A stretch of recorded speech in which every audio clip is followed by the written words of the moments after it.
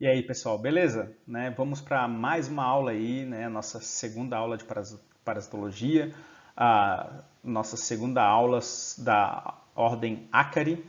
Né? Meu nome é Leonardo, sou professor de parasitologia da turma de biomedicina noturno da UFMG e vamos lá falar então sobre os carrapatos, tá? Então, só para a gente se situar novamente aqui, né? Deixa eu pegar aqui o meu ponteiro, tá? Se situar aqui, então na primeira aula vocês viram aqui, né? Às vezes depende da ordem que vocês estão falando, né? Eu estou chamando de primeira aula, né? Mas na primeira aula que eu gravei, né, foi sobre os ácaros, né? A família Sarcoptidae, da subordem Sarcoptiformes, da ordem Acari. E agora a gente vai falar na ordem Acari ainda, dos Ixodides, da família Ixodidae, né? Que são os carrapatos, tá? Então, quais são as características morfológicas aí dos carrapatos? Deixa eu tirar esse fone aqui, né? Deixa eu tirar aquele fone ali que fica horroroso. Mas vamos lá. O que caracteriza a morfologia dos carrapatos? Então, como todos da ordem Acari, né, ele tem um corpo fundido, globoso. Tá? Eu tinha falado na aula dos ácaros, né, que eu ia falar melhor o que são os palpos e as quelíceras, e daí nos carrapatos a gente consegue ver melhor, porque eles são bem maiores, então é mais fácil de ver essas estruturas. Nós temos aqui na frente, né, aquilo que a gente chama de falsa cabeça, que é o gnatossomo, que tem um par de palpos. Deixa eu pegar aqui agora um lápis, tá? Para dizer aqui para vocês, aqui, ó, isso aqui é um palpo, aqui o outro, né, o par de palpos, tá? E nós temos aqui também um par de quelíceras, tá? Então as quelíceras é essa estrutura aqui, ó, né? Que formam as quelíceras, tá? Deixa eu apagar aqui, né? Então, os palpos, eles são órgãos sensoriais, geralmente eles usam para sentir é diferente da gente, né, de sentir sabor, né, mas seria mais ou menos isso, tá? Para sentir o sabor, sentir o ambiente em que eles estão tentando ali se alimentar. Os palpos, eles vão servir para isso, né, para tocar e sentir se aquilo é um alimento possível ou não.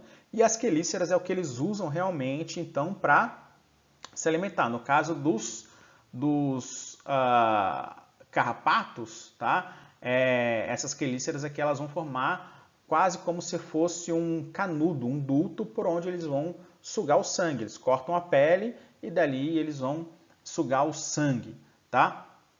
O idiossomo, né, a segunda parte aqui do corpo dos carrapatos, isso aqui, né, é o idiossomo, tá? Ele é achatado dorsoventralmente, né, então quer dizer que ele é fininho, assim, igual um disco. Em cima dele possui o que a gente chama de um escudo que cobre o corpo, protege ele. O macho, esse escudo vai proteger quase todo o corpo e a fêmea não. A fêmea geralmente vai ser, né, as fêmeas, as larvas e as ninfas, o escudo vai ser somente um terço da parte superior do corpo, tá? Eles também possuem as regiões respiratórias aqui do lado, no caso dos carrapatos é um par, né? Dois de cada lado, um de cada lado, tá? E os adultos possuem aqui uma abertura anal e aqui uma abertura genital, enquanto que as ninfas e as larvas possuem apenas a abertura anal. Tá? Nós temos na classificação, tá, duas famílias diferentes, aí, a família Argazide, né, e que são os carrapatos que não têm escudo, na verdade, né, então falei lá do escudo com uma característica, mas existe uma família Argazide que os carrapatos não têm escudo, tá? São carrapatos muito comuns de animais, de cavalos, né, de boi, de cães e tal, tá? E na família Ixodidae, que é o que tem importância parasitológica humana, os carrapatos eles vão ter, esses carrapatos têm escudo, tá? Então o escudo é presente, o gnatossomo é anterior, né? E tem um dimorfismo sexual nítido, tá? De macho para fêmea, né? O macho aqui com o escudo completo e a fêmea com o escudo incompleto. Aqui, né, essa imagem aqui é uma imagem típica que vocês veriam na aula prática, tá? Onde nós temos aqui o macho, tem aqui os pares de palpos, as quelíceras, tá? O escudo aqui completo, que caracteriza ser um macho. Tem aqui algumas coisas morfológicas, né, que a gente chama de festões, que ajuda a determinar a espécie. Tá? Dá para ver lá a abertura genital aqui em cima e a abertura anal aqui embaixo. Então, os carrapatos, tá? Eles têm o que a gente chama de uma fase parasitária, que é quando ele está no hospedeiro se alimentando, sugando sangue, tá? Realizando a hematofagia. E nós temos uma fase, os carrapatos têm uma fase de vida livre, em que ele vai sair do hospedeiro, ele vai para o ambiente, geralmente gramado, gramínea, ou mato, né, ali embaixo, tá? Para ele poder fazer a muda, ou seja, mudar de fase de larva para ninfa, de ninfa para adulto, né? E também as fêmeas fazem isso para colocar os ovos, tá? O estágio evolutivo dos carrapatos é, você tem o ovo, do ovo emerge uma larva hexápoda, né, de 3 pares de patas, e da larva ela muda para a ninfa, e a ninfa vai mudar para os adultos. E daí os carrapatos a gente divide eles em 3 grupos, dependendo desse ciclo aí de estar no hospedeiro, sair do hospedeiro, subir no hospedeiro de novo. Tá? Tem os carrapatos de um só hospedeiro. Tá? Então, em todos os estágios de vida, ele vai se alimentar sempre do mesmo hospedeiro. Né? São os carrapatos que a gente chama de ciclo monoxeno. Tá? Ou seja, ele vai se alimentar somente de um hospedeiro. Tá? Tem os carrapatos que são de 2 hospedeiros, né? Então, tem um estágio de larva e ninfa, ele vai ficar num hospedeiro só, mas depois, para virar adulto, tá? Ele desce para virar adulto e ao subir ele vai pegar um outro hospedeiro, tá? Ele vai se alimentar num outro hospedeiro, tá? Então, são os dioxenos. E tem os carrapatos que vão trocar de hospedeiro a cada muda, né? Então, a cada estágio, né? Ou seja, tem a larva sobe no hospedeiro, se alimenta, sai do hospedeiro para fazer a muda. Surge a ninfa sobe num hospedeiro, se alimenta, sai do hospedeiro para fazer a muda. E depois a ninfa ela muda para adulto e o adulto sobe no hospedeiro, e daí no hospedeiro, quando é um macho, ele fica ali no hospedeiro, né? E quando é fêmea, ela se alimenta e depois desce para botar os ovos e vai fazer isso várias vezes, tá? Então, o monoxeno é quando ele sobe no hospedeiro uma vez, ele fica o resto da vida dele lá naquele hospedeiro. Dioxeno é quando ele sobe no hospedeiro, fica larva e ninfa lá e depois faz a muda para adulto e troca de hospedeiro, então vai ter 2 hospedeiros. E o trioxeno ele troca de hospedeiro a cada uma dessas mudas do ciclo. Tá? E isso tem uma importância parasitológica grande que vocês vão ver mais para frente, né, do Amblyomma cagenense, que é o carrapato que transmite a febre maculosa. Ele é um carrapato trioxeno, tá? Então ele troca muito de hospedeiro e isso tem uma importância parasitológica. Tá? Então, a importância parasitológica dos carrapatos. Tá? Em termos, ele por si só ele é um agente infestante. Né? Então ele faz a hematofagia e dependendo da infestação, essa aqui é a orelha de um cão, né, cheia de carrapato, tá? Dependendo da infestação, isso vai ser um problema, tá, para os animais. Mas é quando a infestação é muito alta. Então, a espoliação sanguínea que tem ali, a perda de sangue, vai causar uma anemia, vai causar uma fraqueza no animal, né, vai causar problemas para o animal. Tá? Além disso, quando ele vai se alimentar, né, isso causa lesões cutâneas, lesões no couro, danos, infecções bacterianas secundárias, coceira e tudo isso vai dar inflamação e tal, tudo isso também é um problema para quem está sendo parasitado. Né? E em algumas espécies de carrapatos, a saliva tem materiais que são bastante tóxicos, tá? E debilitantes para o hospedeiro, tá? Podendo causar até quadros de paralisia, numa doença chamada tick paralysis, né? A paralisia do carrapato, tá? Tick é carrapato em inglês. Tá? Então, além dele ter essa importância dele como parasita, né?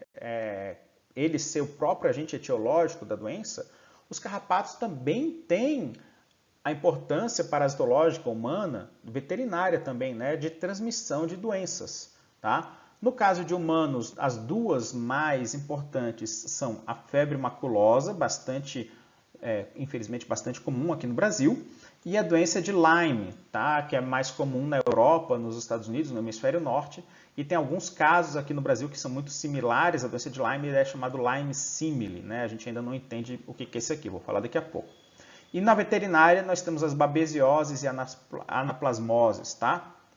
Mas eu não vou entrar em questões veterinárias aqui. Os carrapatos têm uma importância veterinária muito grande. Eu diria que é mais importante em termos de veterinária do que humano, tá? Mas a importância humana não é irrelevante, não, tá? Na família Ixodidae, quais são as principais espécies de carrapatos na família Ixodidae, tá? Porque isso aqui é importante pelo seguinte, é muito comum, por causa da febre maculosa, as pessoas ficarem apavoradas quando encontram carrapatos. Na escola do meu filho, né, na creche do meu filho, teve uma época que teve uma infestação de carrapato lá. As crianças estavam voltando para casa vez ou outra com carrapato. Só que não era o carrapato que transmite a febre maculosa. Era um carrapato de cão. Então, provavelmente, um cão entrou, a escola tem bastante jardim, floresta e coisa assim, né? Então, provavelmente, algum cão entrou na escola, um cão parasitado, uma fêmea desceu do cão, botou ovos lá e a área ficou infestada com essas larvas de carrapatos que apareciam nas crianças de vez em quando. Então, não chegava a ser um problema sério em termos de transmissão de doença, tá? E isso é comum, né? Então, esses carrapatos aparecerem na gente, a gente tem que saber diferenciar se o carrapato que está parasitando uma pessoa tem uma importância ou não. Então, as principais espécies de carrapatos que a gente encontra aqui em Belo Horizonte, por exemplo, no Brasil, né, são o Rhipicephalus micrópolis, tá? Que é um carrapato de boi. Esse carrapato ele é monoxeno, então ele sobe no boi, a larva sobe no boi e fica o resto da vida lá, tá? Por isso é muito raro encontrar esse carrapato parasitando pessoas. Muito, muito raro esse carrapato parasitar pessoas. Na verdade, uma outra coisa, né? Um outro adendo aqui, um outro parênteses. Os carrapatos, eles têm uma especificidade em geral, tá? Eles têm uma especificidade bastante grande com o seu hospedeiro. Então, mesmo que um carrapato desse, se por algum motivo um carrapato de boi, um Rhipicephalus micrópolis, aparecesse em uma pessoa, dificilmente ele vai se alimentar de sangue daquela pessoa. Com os palpos ele sente, olha, isso aqui não é a minha comida, não é o meu local natural, né? Ele não come, ele vai andar, mas não come, tá? O Rhipicephalus micrópolis é esse aqui, tá? Desse desenho aqui, né? Então você vai ver que ele é bem diferente do Amblyomma caginense pelo formato do corpo e tal. O Rhipicephalus sanguineus, né? Que é esse carrapatinho que está aqui, ó, tá? Ele é o carrapato de cães. Ele é trioxeno, então ele desce a cada fase larvária, ele desce do cão para poder fazer a muda e depois ele sobe de novo. Ele é extremamente específico para se alimentar de cães, então ele, se subir um ser humano, ele dificilmente vai parasitar o ser humano, mas é esse que acaba sendo comum encontrado em alguns lugares, porque por essa característica trioxênica, né, que ele tem que descer e subir e trocar de hospedeiro várias vezes, é mais comum ele acabar aparecendo numa pessoa, tá? Então é comum você ver, ele é vermelhinho, tá? Ele é um carrapato, aqui na foto não aparece porque está em lupa e tal, né? Dele foi descorado para ser mais fácil de visualizar as suas partes, a sua morfologia, mas ele é um carrapato vermelhinho e é comum daí, nesses casos, ele vai ficar andando pelo hospedeiro porque ele não vai se alimentar, ele vai ficar só andando, né? E é isso que aconteceu muito na escola de um dos meus filhos, tá? O Dermacentro nitens, né, é o carrapato de cavalos, ele é monoxeno também, então ele sobe no cavalo e fica lá, é muito raro encontrar ele em humanos. E daí nós temos o nosso amiguinho, o queridinho, o Amblyomma caginense, que esse é um carrapato naturalmente de cavalos, tá? Mas ele tem um ciclo trioxênico e ele, na verdade, não está muito aí para cavalo, não, tá? Assim, né? Ele tem essa preferência por cavalo, ele vai se alimentar melhor em cavalo, ele se desenvolve melhor em cavalo, mas se ele subir num cachorro, numa pessoa, numa capivara, ou seja lá o que for, qualquer outro vertebrado de sangue quente, né? Ele vai lá e vai sugar o sangue e vai parasitar, tá? Então ele não tem uma especificidade muito grande. E é isso, essas características que fazem com que esse carrapato acabe sendo um bom vetor de doenças bacterianas, como é o caso da febre maculosa. Como ele vai passar por diferentes espécies, por diferentes organismos, tá? Ele pode estar em capivara, cão, cavalo, boi, né? E humanos, tá? E como ele faz essa troca de hospedeiro pelo menos 3 vezes na sua vida, né? Ele sobe na fase larval, daí troca de hospedeiro, né, na fase de ninfa, daí troca de hospedeiro para a fase de adulto, a fêmea vai descer para botar os ovos e sobe em outro hospedeiro. Então, como ele está sempre trocando de hospedeiro, facilita essa transmissão de doenças que vêm, às vezes, de animais, né, o que chama de doenças zoonóticas, tá? Então, são doenças silvestres que acontecem em animais, e ele acaba transmitindo isso para a gente, tá? Porque vai estar em contato com os animais e com a gente e fica fazendo esse pulo do gato aí, né, entre um e outro, tá?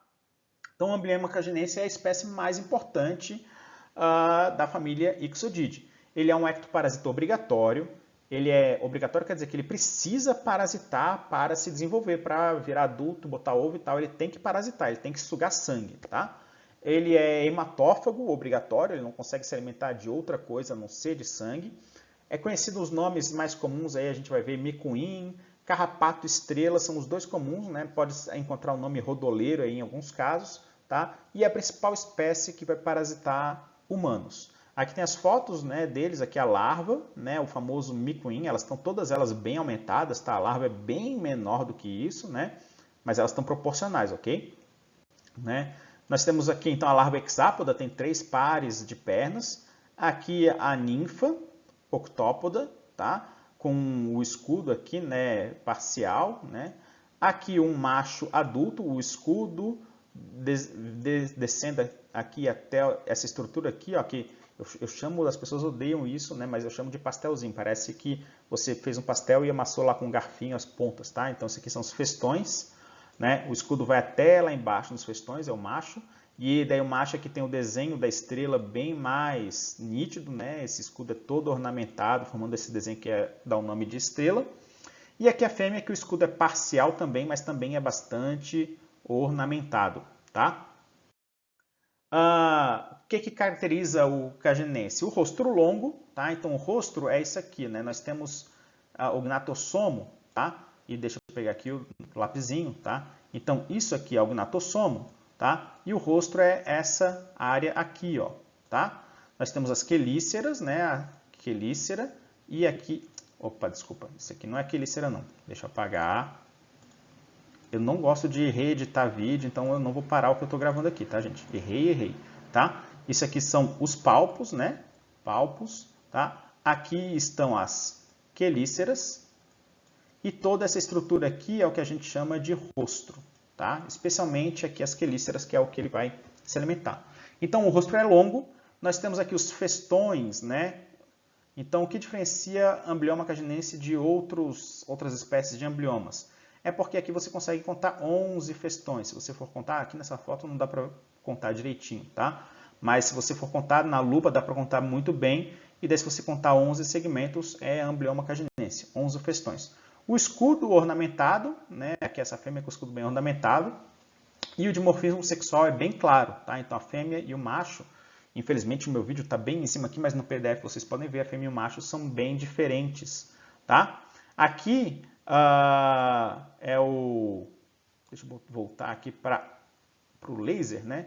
Então aqui é o carrapato alimentado, mostrando que ele aumenta muito o volume dele, tá? O carrapato ele fica grandão mesmo, assim, ele fica quase desse tamanho aqui, ó, se vocês, vou botar aqui, né?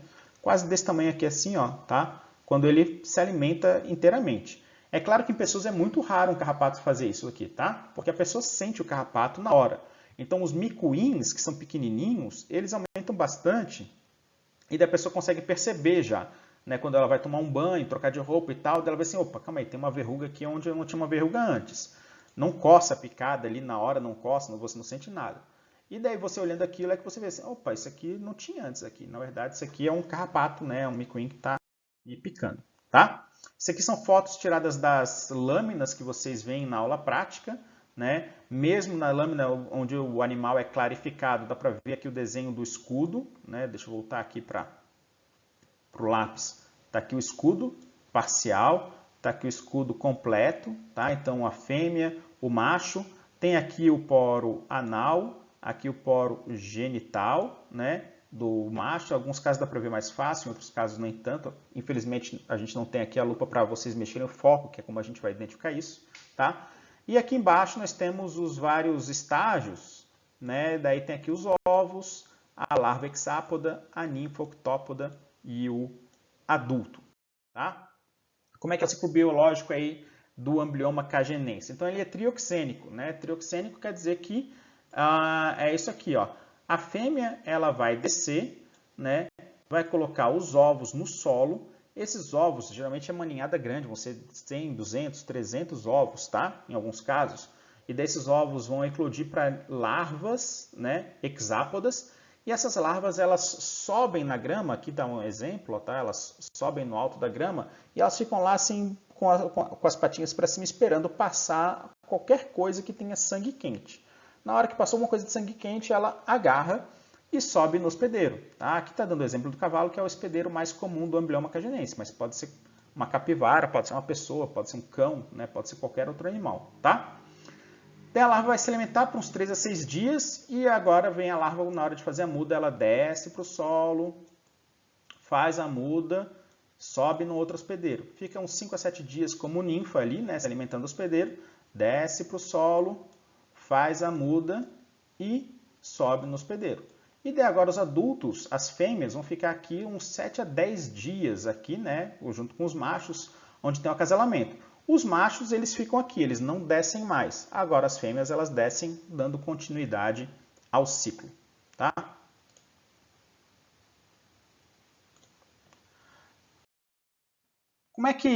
Onde é que tem amblioma cagenense no Brasil? É quase no Brasil inteiro. Então vai lá do Paraná, né, até o Pará, tá? E obviamente, né, como eles são parasitas mais comuns de equinos, eles vão acontecer onde você tem mais criação, né, de equino e de gado também, tá? Então Minas Gerais, São Paulo, Mato Grosso do Sul, Mato Grosso e Pará são os estados, né, Goiás também e Tocantins, são os estados em que são mais afetados, né, onde tem maiores populações de amblioma cagenense.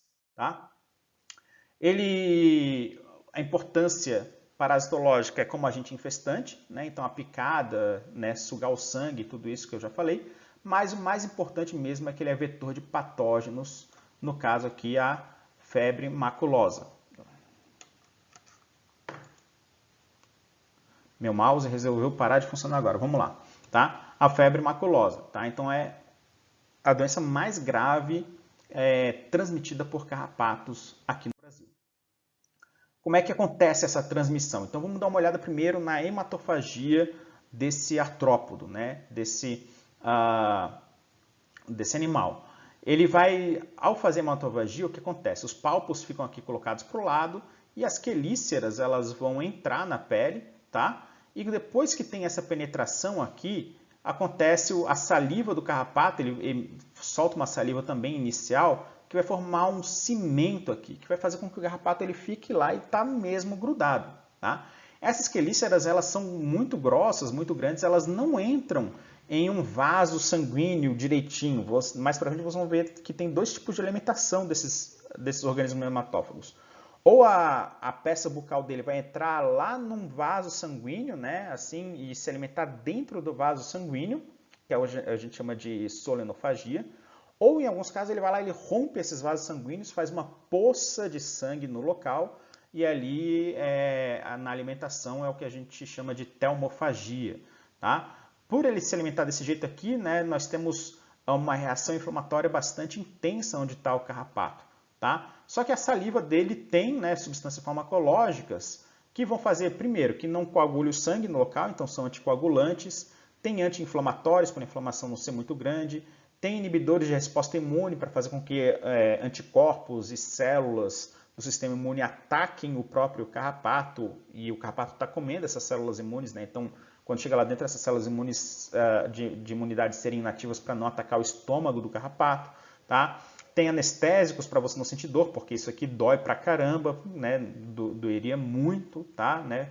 Essas proteases que vão digerir o tecido, vão digerir o local que ele joga lá dentro, isso aqui causa uma dor gigantesca, tá? Então tem, né, inibidores de dor aí para que você não sinta, praticamente não sinta essa picada aqui dele. Tá? E daí, junto com toda essa saliva que ele está colocando aqui dentro, ele vai colocar bactérias que estão dentro do corpo dele, tá? Infectando ele. Né? E é assim que as bactérias que causam febre maculosa são transmitidas. É na hora que ele pica, ele vai estar salivando, ele vai estar cuspindo as bactérias que estão infectando ele. Tá? Essas bactérias são as Rickettsia rickettsii. Tá? A transmissão é pela saliva dos carrapatos. E o que acontece? Essas bactérias, elas estão comumente em animais silvestres. E nos animais silvestres, existem vários animais que convivem com essas bactérias há muito, muito tempo e não causam nenhuma doença. É o caso das capivaras, tá? Então, as capivaras, elas estão infectadas pela bactéria e não é que não causam nenhuma doença, elas ficam doentes, mas não é uma coisa assim tão grave igual é com os seres humanos. E daí isso aqui é o que a gente vai chamar de reservatório, porque a capivara, ela consegue ter uma densidade de bactérias muito grande, porque ela é mais resistente a essas bactérias da Rickettsia rickettsii, tá? E por ela ter essa densidade muito grande de bactérias, faz com que o carrapato, ao se alimentar na capivara, ele se infecte com essas bactérias muito facilmente, porque tem muita bactéria circulando no sistema sanguíneo, né, circulatório dessas bactérias, tá? Outros reservatórios podem ser cão, anta, tatu, tá? E o próprio carrapato tem transmissão vertical. Então, as fêmeas que estão infectadas, quando ela coloca ovos, esses ovos já saem infectados com Rickettsia. Então, as larvas que emergem já estão infectadas e já são capazes de transmitir Rickettsia para o seu hospedeiro futuro, tá? Quando o indivíduo ele então está infectado, né, com a Rickettsia, os sintomas são febre, cefaleia, né, dor de cabeça, dores musculares, náuseas, vômitos. Tá? Esses aqui são os sintomas iniciais, nos primeiros dias. E depois, lá com uns 3, 4 dias, 5 dias, começam a surgir manchas papulares, né, avermelhadas na pele, tá? Que é essas manchas aqui mostrando aqui na foto. Tá? Isso aqui é o sintoma mais clássico. Até então, os primeiros sintomas confundem muito com uma gripe, com um resfriado mais forte, né? Mas geralmente vai confundir com uma gripe. Eu estou com febre, estou com dor de cabeça, meu corpo está todo doendo, né? Isso é típico de gripe, tá? Por isso, existe um problema, né? Que muitas vezes a pessoa vai para o posto de saúde assim, não está se sentindo bem, chega lá, o médico examina, se não for feita uma anamnese correta, vai falar, olha, tudo bem, você está gripado, volta para casa, descansa, tá? E há muito tempo atrás, esses sintomas ainda confundiam com leptospirose, com dengue e tal, né? Até que febre maculosa se tornou uma coisa... Hoje os médicos estão muito mais atentos. Por exemplo, em Belo Horizonte, os médicos eles sempre já estão com febre maculosa na cabeça de uma pessoa que tem esses sintomas, especialmente quando começam a surgir as manchas, tá? Mas antes, quando febre maculosa ainda era uma coisa meio desconhecida, né? As pessoas não recebiam o diagnóstico correto, tá? O tratamento é à base de antibióticos, tá? E a taxa de mortalidade acaba sendo de 20 a 30% no Brasil. Então, 2 a 3 em cada 10 infectados com febre maculosa acabam morrendo. É uma taxa de mortalidade muito alta, tá? E por que é alta? Principalmente pelo diagnóstico tardio. E daí na febre maculosa tem uma característica que eu chamo assim, né, de boi de piranha, tá? O que é o boi de piranha, né? O boi de piranha é aquele que vai ser o primeiro que acaba sendo sacrificado, no caso, né, de boi e tal, né, para você conseguir salvar o resto, tá? Na febre maculosa, o que acontece? Muitas vezes os casos acabam acontecendo em várias pessoas, tá? É comum assim, uma família, né, 3, 4 pessoas que estavam juntas naquele local onde tinham os carrapatos, a Rickettsia, então tinha todo o conjunto para que a doença fosse transmitida. Então você às vezes tem uma família ali junto, 3, 4 pessoas. E uma dessas pessoas é que vai desenvolver os sintomas primeiro e vai demorar para aparecer os sintomas, né? Demorar assim para aparecer o sintoma clássico, né? Desenvolver primeiro febre, dor de cabeça, dor muscular. E essa pessoa acaba recebendo o diagnóstico tardio. Por receber o diagnóstico tardio, essa pessoa muitas vezes acaba vindo a falecer, tá? Só que quando essa pessoa falece, os outros membros da família também estão lá com febre, dor de cabeça. Daí agora todo mundo já sabe, opa, calma aí, se um tinha febre maculosa, os outros provavelmente têm febre maculosa, mesmo tendo agora só com febre e dor de cabeça. Vamos tratar todo mundo para febre maculosa, enquanto o diagnóstico, né, parasitológico não sai. E daí com isso você salva essas pessoas, tá? Quando a anamnese é feita, muito bem feita, o indivíduo chega lá com febre, dor de cabeça, no ambulatório, né, no posto de saúde, e ele já fala assim, olha, eu estou com febre, estou com dor de cabeça, e há uns 4 dias atrás eu estava passeando em algum local, e quando eu voltei para casa eu encontrei um carrapato em mim, e agora está me dando dor de cabeça.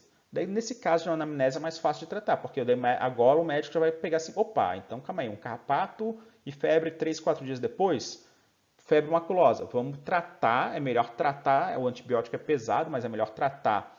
E depois que confirmou que não é, você corta o tratamento, do que você não tratar e esperar e dali para frente 2 dias depois ter o diagnóstico dizendo que era febre maculosa, tá?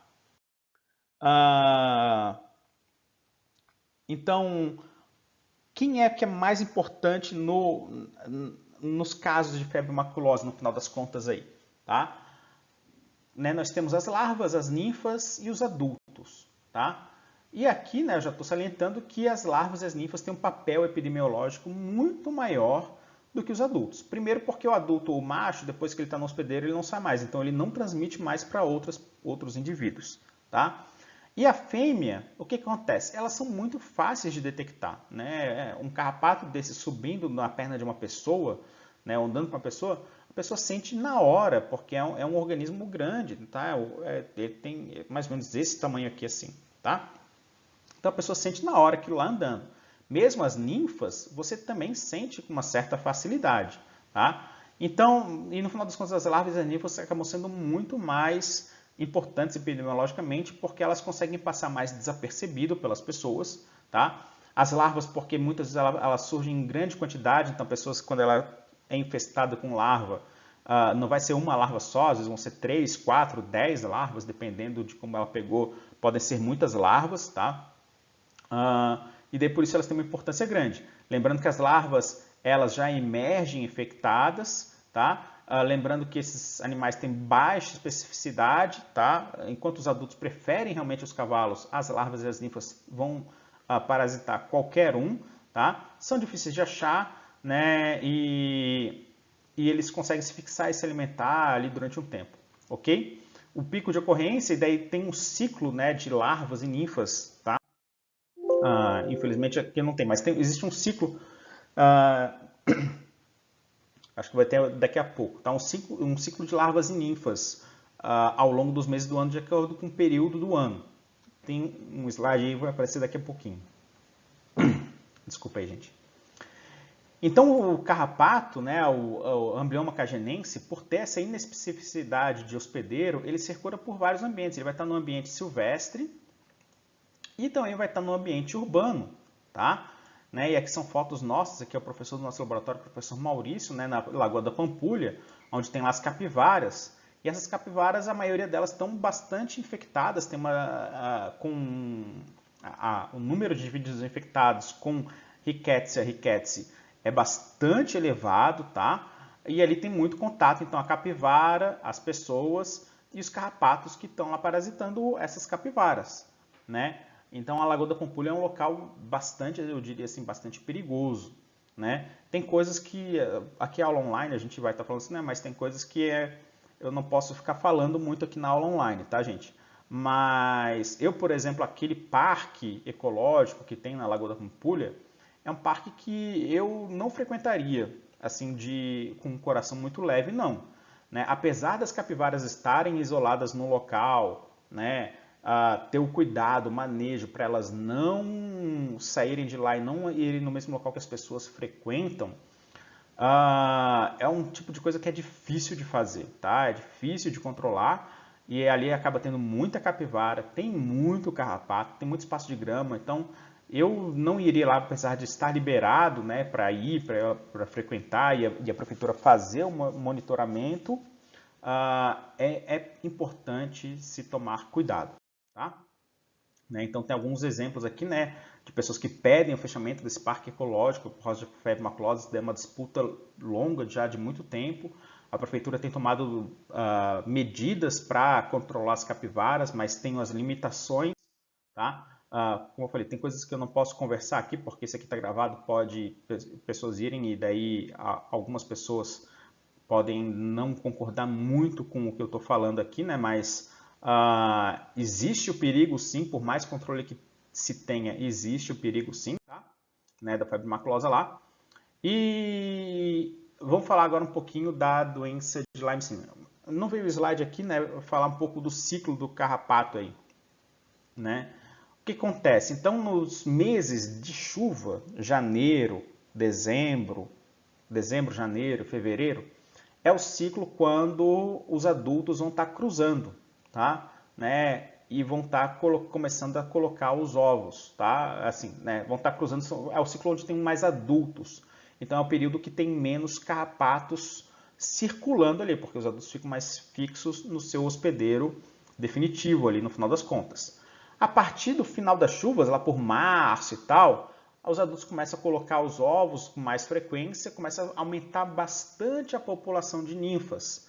E essa população de ninfas ela vai aumentando ali no período de seca, de ninfa não, né, de larvas, né? A população de larvas aumentando no período de seca até mais ou menos junho, julho. E daí agora tem um período de muda, né? E daí o número de ninfas agora vai aumentando ali no período de agosto até setembro, outubro, quando começa a ter de novo um período de adultos. Então, a febre maculosa tem esse ciclo onde ela é mais comum nos períodos entre maio e, aqui em Minas Gerais, né, nos períodos entre maio e setembro, tá? Com picos em junho e julho.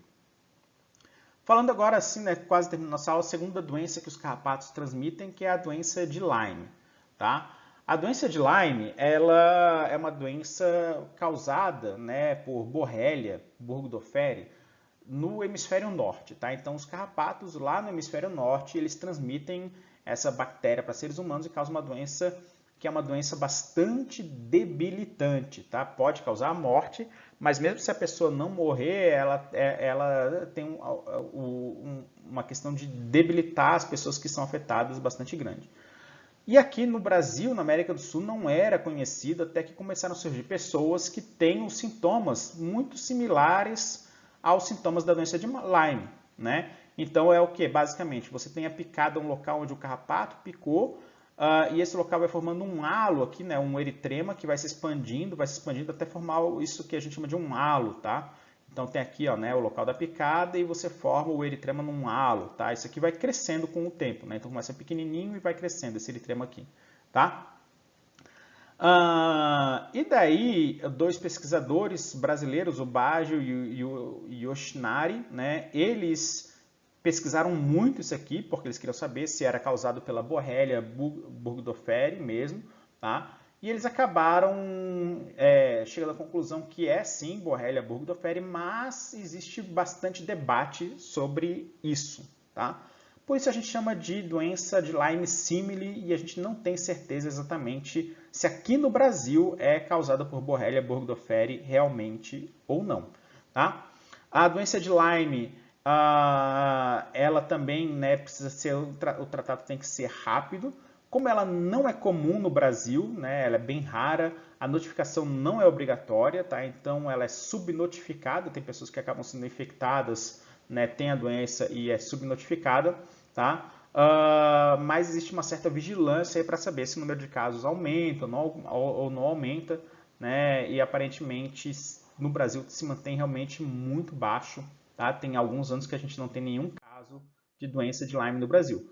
Por ser transmitido pelo ambioma canadense, os locais que podem ter doença de Lyme são similares ao da febre maculosa, só que os casos, quase todos que foram notificados no Brasil, são no estado de São Paulo. Na Europa é um problema sério, né? Lá é um problema tão sério quanto é a febre maculosa aqui no Brasil. Só que lá na Europa e nos Estados Unidos, né, ela é transmitida por Ixodes ricinus, então é um outro carrapato, né, da família Ixodidae, tá? E está associado muito com a criação de cabras, de carneiros, ovelhas, tá? E muitas vezes pessoas que fazem montanhismo é que acabam sendo mais entrando em contato com esse tipo de carrapato e nos locais que podem ter a transmissão da doença. Como é que a gente controla os carrapatos, então, para diminuir a febre maculosa? Aí, primeiro, o manejo, né, de vegetação ajuda muito. Então, você manter a vegetação baixa dificulta o carrapato se esconder e passar de um hospedeiro para o outro, tá? E também a aplicação de acaricidas, que podem ser feitos nos hospedeiros, quanto pode ser feito também no ambiente, tá? Mas o normal mesmo é ser feito nos hospedeiros, tá? E no caso da febre maculosa, né, o controle desses hospedeiros, desses reservatórios silvestres, acaba sendo muito importante. E é difícil, tá? Então, o controle de capivara aqui na Lagoa da Pampulha, por exemplo, é muito complicado.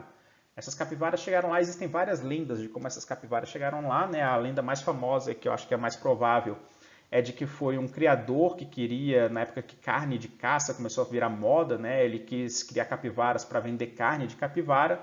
O negócio não foi para frente, sem saber o que fazer com a capivara, ele soltou elas e elas invadiram a Lagoa da Pampulha e estão lá se dispersando pelos rios, né, por várias regiões, tá?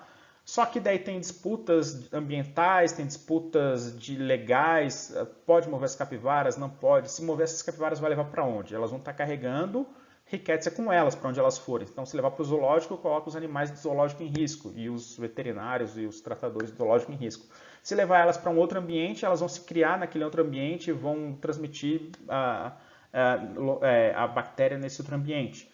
Matar elas, daí tem as questões éticas, morais, legais. Então é complicado, tá? Não é muito simples. O que se faz é ter um controle, né, da população, olhar, fazer a remoção dos animais, botar telas, né, para que eles não consigam migrar tão fácil pelos locais, fazer o tratamento deles, não é muito eficiente, não é muito fácil, mas às vezes pode ser feito também o tratamento com antibióticos desses animais, então o controle dos hospedeiros é importante.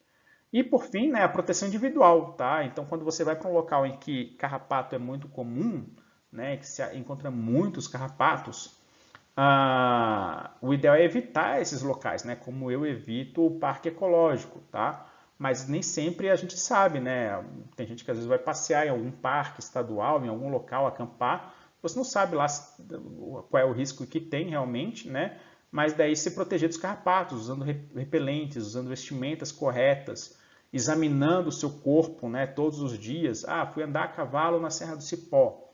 Lá é uma chance grande de você voltar com carrapato. Então, ao voltar, examina todo o corpo, olha, né, com cuidado para ver se encontrou carrapato ou não, tá? Até porque daí se você vê que você está com febre, né, dali a alguns dias, você vai chegar já no hospital, né, no pronto-socorro, já dizendo, olha, eu estou com febre e eu estava com carrapato, né, em mim há poucos dias atrás, tá? Então a busca ativa é super importante. E como é que a gente retira o carrapato? Se você encontrar um carrapato em você, como é que você retira esse carrapato? Tem um jeito certo, tá? Não é com cigarro, não é queimando, não é tacando fogo no carrapato, nada disso, pelo amor de Deus, tá? O jeito correto de retirar o carrapato é você utilizar uma pinça e ao utilizar a pinça você tem que pegar ele no local certo. Lembra que ele forma um cimento ali, então é muito difícil de retirar ele, tá? Se você com a pinça pegar ele pelo corpo e for retirar ele, ele vai estourar e a parte aqui do rosto, né, as quelíceras, não vão sair da pele do hospedeiro, tá? Vão quebrar e vão ficar ali causando inflamação, causando dor e sendo uma porta de entrada para infecções secundárias, né? Então o jeito certo é você pegar com a pinça, pegar bem perto do gnatossomo, tá? Pegar bem em cima ali, onde tá ali na junção da pele, tá? Pega aqui onde seria essa região aqui, ó, né? Vou desenhar aqui, né? Você vai pegar com a pinça bem aqui assim e daí vai retirar o carrapato com todo o cuidado, tá? Aqui é um linkzinho de um vídeo para vocês verem como é que retira carrapato, tá? Esse é um vídeo muito bom, assistam ele, tá? Quais são as nossas referências aí para a aula? Né? Então, o Davi Pereira Neves, como já falei na aula de sarcópodes, tá? Daí tem aqui alguns materiais, né, do Ministério da Saúde, da Wikipédia, mais uma vez, eu li todos eles. Esses materiais aqui são bastante completos, são bem legais, vão ajudar vocês a terem a adicionar conteúdo além daquilo que eu falei, se vocês estiverem mais curiosos e quiserem saber mais sobre carrapatos e sobre a febre maculosa. Beleza, gente? Desculpa aí, a aula foi longa, né? 44 minutos, tá? O ideal são vídeos de 20 minutos, mas a gente faz o que pode, tá? assistam aí pausando com calma, né? Mas assistam a aula, né? Espero que vocês tenham gostado dessa aula e estamos aí nas próximas aulas, beleza? Falou para vocês e tchau!